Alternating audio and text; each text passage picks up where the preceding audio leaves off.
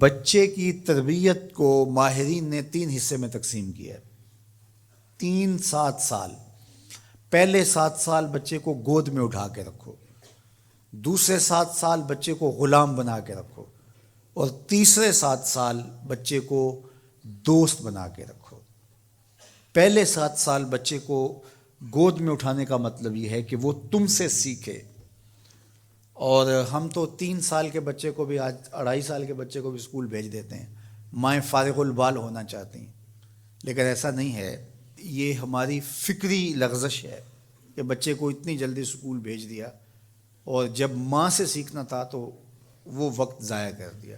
آج بھی جاپان میں 7-8 سال کا بچہ اسکول جاتا ہے، اور آج بھی کچھ اور ممالک کے اندر بھی انہوں نے یہ طے کر دیا ہے کہ 7 سال سے پہلے بچہ اسکول نہ جائے، تو وہ گھر میں بیٹھ کے سیکھتا ہے۔ یہ اس کی تربیت کا مرحلہ ہے، اس کا یہ مرحلہ یہاں مکمل ہونا چاہیے۔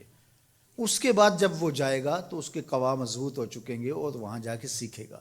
یہ پہلا اس کا مرحلہ یہاں سیکھنے کا ہے۔ ظاہر ہے باپ تو وہ توجہ نہیں دے پاتا، تو ماں کو بھرپور توجہ بچے کی طرف دینی چاہیے۔ عمومی طور پہ ماضی میں مائیں اپنے بچوں کی تربیت میں انتہائی مبالغہ کرتی تھی اور بہت زیادہ محنت شاقہ کرتی تھی، چونکہ ان کی توجہات کا کوئی اور مرکز نہیں ہوا کرتا تھا، اور وہ سمجھتی تھی کہ ہمارا یہی کام ہے کہ ہم بچوں کی اچھی تربیت کر لیں، اور چند بچوں کی تربیت ہی ماں کی ذمہ داری ہے، اور یہ اگر احسن طریقے سے نبھا دے تو اس نے اپنا حصہ امت میں بھی ڈال دیا، معاشرت میں بھی ڈال دیا، اور قوم بنانے کے اندر بھی اپنا حصہ ڈال دیا۔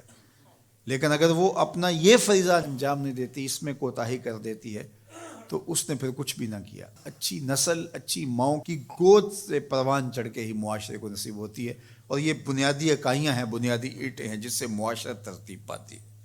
اس لیے یہ ماؤں کی ذمہ داری ہے۔ اور دوسرے 7 سال جو ہے وہ غلام بنا کے رکھو۔ مطلب کیا؟ کہ ان پر احکام نافذ کرو۔ وہ از خود فیصلے نہیں کر پاتے اور اچھے نہیں کر پائیں گے، ان کے فیصلے تم کرو، ماں باپ۔ اور پھر اس کے بعد اگلے 7 سال جو ہیں وہ ان کو دوست بنا کے رکھو، چونکہ عموماً جو ہے وہ 14 سے 21 سال تک کی عمر کے بچے جو ہیں وہ دوستیوں سے، اطراف سے سیکھتے ہیں، چونکہ وہ اگرچہ تمیز نہیں رکھتے ہوتے پوری طرح، لیکن پھر بھی ان کی طبع یہ ہوتی ہے کہ وہ سمجھتے ہیں کہ ہم اطراف سے اچھا سیکھ سکتے ہیں، اور وہ بعض کا ماں باپ کو دقیانوس بھی سمجھنے لگ جاتے ہیں۔ تو اس وقت ماں باپ تھوڑی سی حکمت کے ساتھ ان کی دوستیوں پہ غور کریں کہ ان کی دوستیاں غلط لوگوں سے نہ ہوں۔ میرے اور آپ کے آقا مولا نے ارشاد فرمایا، المرء علی دین خلیلہ فلینظر احدکم من یخالل۔ ہر شخص اپنے دوست کے دین پہ ہوتا ہے، اور آپ دیکھیں کہ آپ کس سے دوستی کر رہے ہیں۔ اگر اس کا دین خراب ہوا، اعتقادات خراب ہوئے، نظریات خراب ہوئے، اس کے اعمال اور اخلاقیات خراب ہوئے، تو اس کا رنگ آپ کے اوپر چڑھ جائے گا۔ اور رومی نے اس کو اپنے انداز میں کہا، تا توانی دور شو از یار بد، یار بد بدتر بود از مار بد، کہ جہاں تک ممکن ہو برے یار کی صحبت سے بچ کے رہنا۔ کہا کہ برا جو دوست ہوتا ہے، برا یار ہوتا ہے، وہ برے سانپ سے بھی برا ہوتا ہے۔ کہا کیوں؟ اس لیے کہا جب سانپ لڑتا ہے تو جان لیتا ہے، برا یار لڑتا ہے تو ایمان لیتا ہے۔ اس لیے صحبت سالے ترا سالے کنن، صحبت تالے ترا تالے کنن۔ اچھے شخص کی صحبت تجھے نیک بنا دے گی، برے شخص کی صحبت تجھے برا بنا دے گی۔